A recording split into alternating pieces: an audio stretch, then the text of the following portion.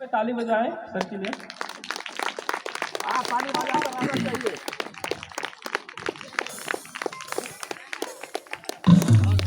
ये हमारे लिए बहुत ही आदर की बात है कि हमारे एमएलए साहब, हमारे मंत्री साहब हमारे बीच में हैं, इसलिए हम उसको आदर के साथ ताली बजा के हम स्वागत करें।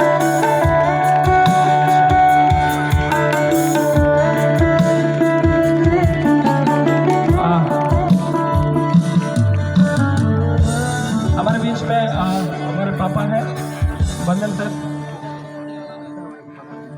जी जी, और हमारे बीच में अख्तर साहब जी हैं। हमें सॉरी, मैं सभी का नाम ठीक से नहीं जानता हूँ, माफ़ कीजिएगा मुझे।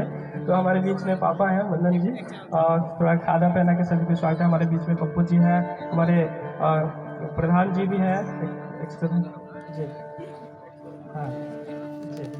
हम सबको सभी को ताली बजाएंगे और हम उन्हें स्वागत करेंगे।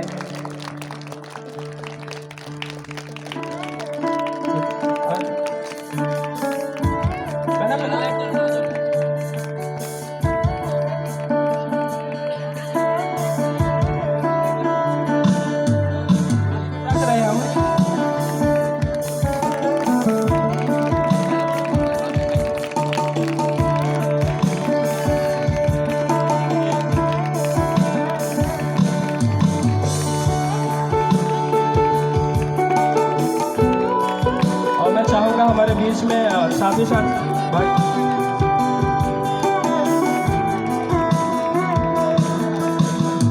हमारे बीच में शमीम भाई जी हैं, उनको भी हम स्वागत करेंगे ताली। हमारे बीच में मेंबर हैं दुलाल मिंज, उनको भी हम ताली बजा के स्वागत करेंगे और खादा पहना के।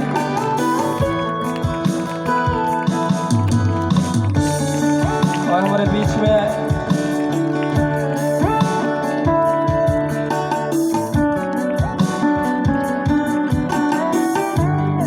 बजाते रहे हम।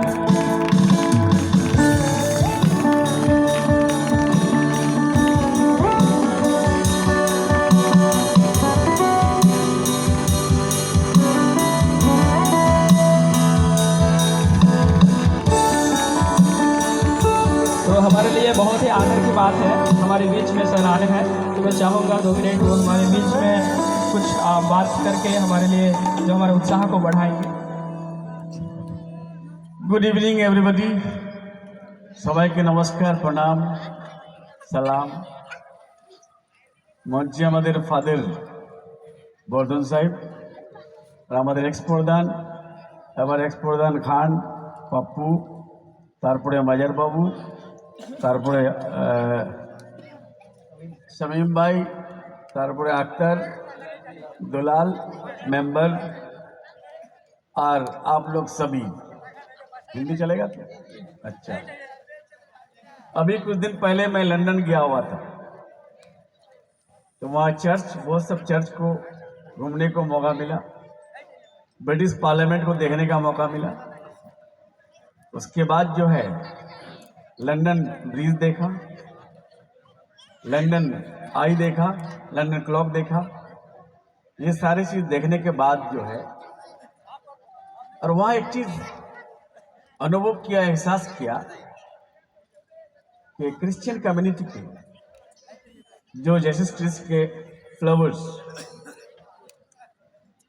इतना सीधा साधा होता है, लंदन में कहीं हमको आर्म फोर्स नहीं मिला कि किसी के पास जो है कोई हथियार रहे या ट्रैफिक पुलिस नहीं। आइन को इम्प्लीमेंट करने के लिए, आइन को मानने के लिए लोग प्रतिबंध एकदम। तो मैं वो जगह घूमने के बाद बहुत ही अच्छा लगा, खासा से म्यूजियम सब देखा, और साथ साथ बकिंगम पैलेस, कंट्री यार्ड में पैलेस था, वो पैलेस, सारे पैलेस को घूम के आया, बहुत ही अच्छा लगा। और हमारे इंडिया के भी कुछ चीज़ें जो है वहाँ म्यूजियम में अब तक वो लोग सजा के रखा है। हर देश का, जहाँ जहाँ जिस देश में जो है वो लोग हुकूमत किया है, वहाँ का बहुत सब चीज़ों को जो है लोग प्रिजर्व करके रखा है। और पैलेस में घुसने के बाद एहसास हुआ कि एक अलग दुनिया में आए हैं। और ये दुनिया कैसा है, रूल्स ऑफ लॉज का। और साथ साथ हमको ये एहसास हुआ कि हम जहाँ भी रहें, एजुकेशन हमारा बेसिक इंग्रेडिएंट्स है।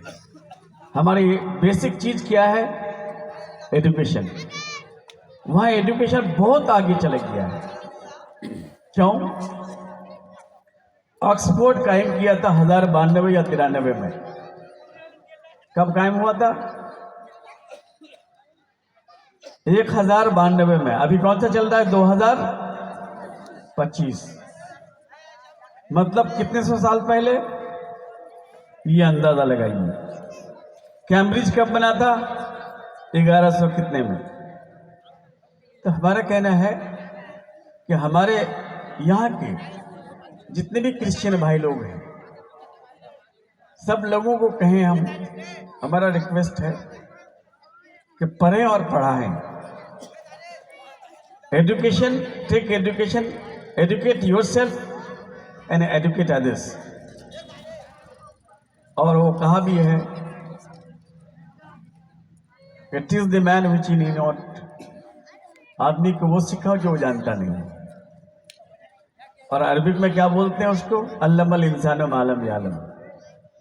इसलिए हम ये हमेशा, हमारा जहाँ भी जाते हैं, हम एक ही बात बोलते हैं कि पहली चीज़ हमारे लिए इंसान होने के नाते हमारा एजुकेशन स्टैंडर्ड हो, एजुकेशन अच्छा हो और क्वालिटी ऑफ एजुकेशन हम ले पाएँ। आज एजुकेशन के लिए हमारे माननीय मुख्यमंत्री ममता बंदोपाध्याय, एक तो टाइम था हम लोग पढ़ने के लिए जब जाते थे तो पैदल जाते थे। लोधन से विपरीत से लोधन पैदल जाना पड़ता था, विपरीत से धर्मपुर पैदल आना पड़ता था, या धर्मपुर हाई स्कूल में लोग पैदल जाते थे। लेकिन आज की डेट में दीदी ने सबूत साथी करके हर बच्चे को साइकिल मुहैया करने में कामयाब हुई है। और साथ साथ जूते से लेकर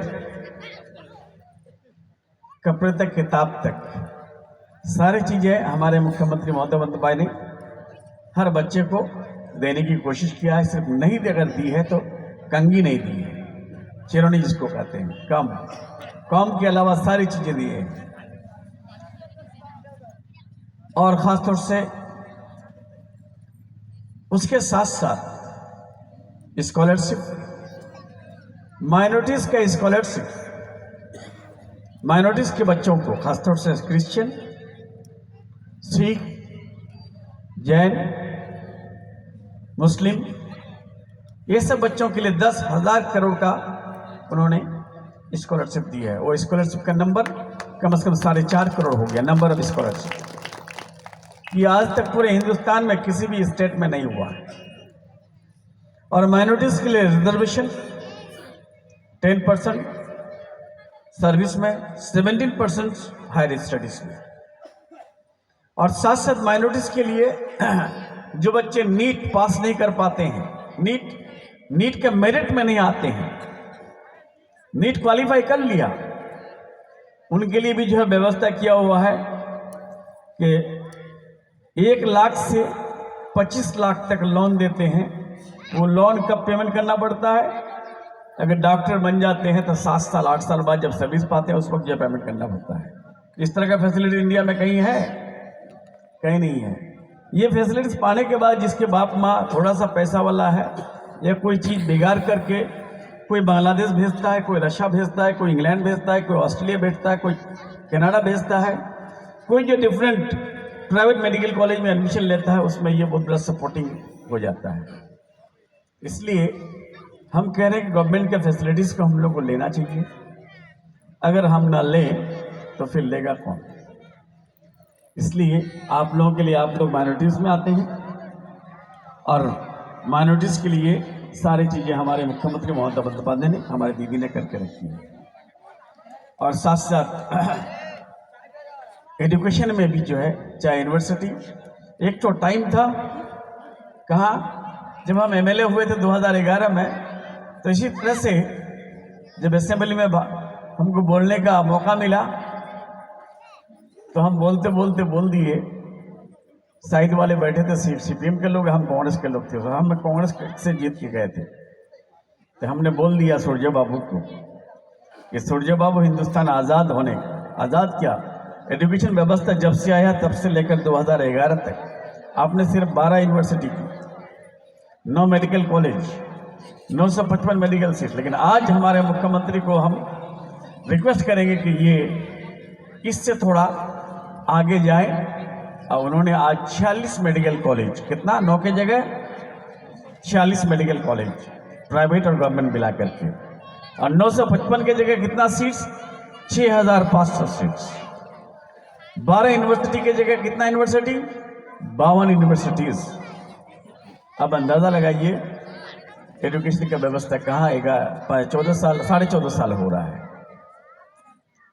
और 14.5 साल में तो आप लोग देखें 1,95,000 करोड़ रुपए अटका के रखा है हमारा।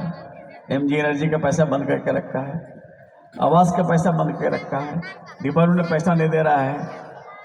3,00,000 करोड़ का बजट होता है, 1,95,000 करोड़ अगर न दे तो अब अंदाजा लगाइए कि स्टेट कैसे रन कर रही है। मुख्यमंत्री ममता बंदोपाध्याय है, जिनकी कैपेसिटी है, जिनकी एबिलिटी है, जिनकी सलाहियत को स्टेट को अच्छा से रन करा रही है। लेकिन तब भी जो है, कभी जो है एसआईआर के नाम से परेशान होना पड़ रहा है, कभी जो है वक़्फ़ के नाम से परेशान हो रहा है, कभी जो है एनआरसी के नाम पे परेशान होना पड़ रहा है, कभी जो है सीए के नाम पर परेशान होना पड़ रहा है, और कभी जो है आपका कृषक आइन के नाम पर, कभी जो है जीएसटी के नाम पर। मैंने एक आदमी, कोई इंसान गवर्नमेंट चॉइस करता है, गवर्नमेंट बनाता है इसलिए कि लोगों का देखभाल करे, लोगों को खुशहाल रखे। लेकिन ये गवर्नमेंट ऊपर में बना है, जब से बनी है ये गवर्नमेंट उस वक्त से लेकर अब तक खाली परेशानी कर रहा है। लोग वोट देता है सुख पाने के लिए, दुख पाने के लिए वोट नहीं डालता है। लेकिन ये ऐसी गवर्नमेंट का माइंड को डाइवर्ट कर देता है फौरन। आज यह वंदे मातरम को लेकर के 10 घंटा पार्लियामेंट चला, 10 घंटा से ज्यादा। हम तो ये समझ में नहीं आ रहा है।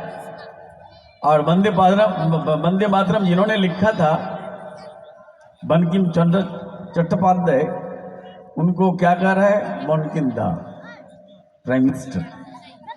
फिर किसी ने टोका तो बोला कि अच्छा बंकिम बाबू बोल रहे हैं। तो आज सोचिए क्यों माइंड डाइवर्ट कर रहा है ये 10 घंटा, कि लोगों के दिमाग में यह ना आए कि बेकारी क्यों बढ़ रहा है, लोगों के दिमाग में यह ना आए कि मनमोहन सिंह जी छोड़ के गए थे 55 लाख करोड़ का ऋण। कितना ऋण? 55 लाख करोड़ का। और हमारे टाइम 220 लाख करोड़ का हो गया है। लोग इसको सोचे नहीं, क्योंकि 10 घंटा अगर हम वंदे मातरम को लेकर चलेंगे तो कम से कम हजारों घंटे इसी में लोगों का कट जाएगा। एनआरसी अगर का माइंड डाइवर्ट किया, नोट आपका था, नोट को बातिल कर दिया। नोट बातिल करने के बाद 50 दिन का टाइम मांगा, 50 दिन भी गुजर गया, क्या मिला? फिर जीएसटी इसलिए किया था कि नोटबंदी को हम भुला पाए। जीएसटी को फिर बाद में, जीएसटी को भुलाने के लिए क्या किया? एनआरसी सीए को भुलाने के लिए क्या किया? फिर कृषक आइन को भुलाने के लिए क्या किया? वक़्फ़ कानून अभी जा ही रहा है, अभी एसआईआर कर दिया, ताकि आप सही चीज को, सही एजेंडा को जो है सोच पाए।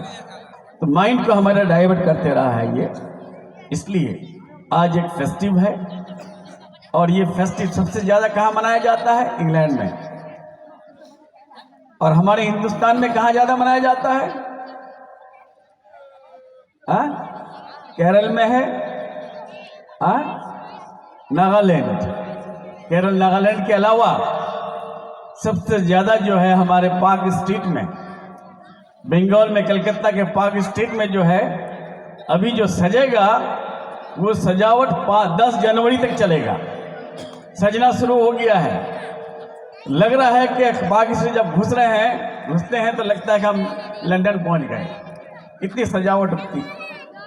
तो ये सजावट हमारे मुख्यमंत्री ममता बंदोपाध्याय की बहुत बड़ी मेहरबानी है।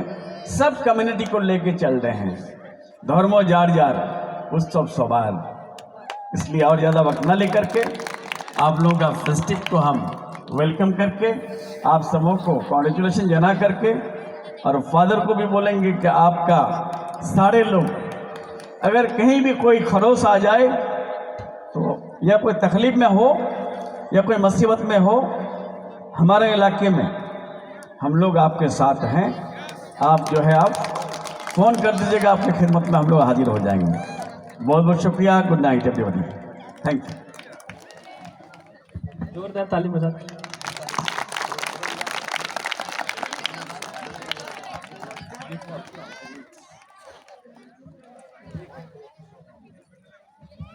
हम ताली बजा दें फिर से एक बार।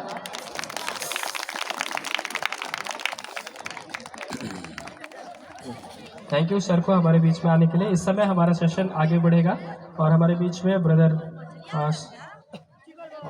योगेश जी हैं और साथ ही साथ समीर जी हैं, दोनों मिलकर हमें आराधना में लेके जाएंगे। और आइए हम सभी अपने ध्यान को प्रभु की ओर लगाएं। इस समय फिर से हमारे जीवन में परमेश्वर अद्भुत काम करने के लिए जा रहा है, इसलिए अपने मन को तैयार करें। और ये जो सेशन है, ये जो 1 घंटा है, आपके जीवन